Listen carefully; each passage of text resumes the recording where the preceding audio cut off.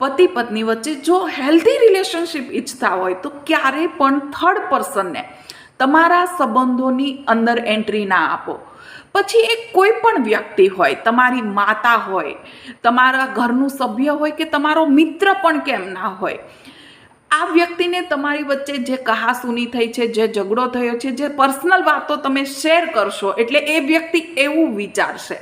કે તમે સફર કરી રહ્યા છો અને એ પોતાની રાય આપવાનું ચાલુ કરી દેશે અને ત્યાંથી જ શરૂઆત થાય છે તમારા સંબંધોની જે હોડી છે એ ડગમગાવાનું. એટલે બેટર છે કે જો તમારા વચ્ચે કોઈ કહાસુની કે ઝઘડો થયો છે તો એ સાથે બેસીને વાત કરો, એમના વિચારો સાંભળો અને તમારા વિચારો પણ એમને કહો. તમને જે નથી ગમતું એ એમને કહો અને એમને જે નથી ગમતું એ પણ તમે સાંભળો અને છતાં પણ હલ નથી આવતો તો એ સંબંધને થોડો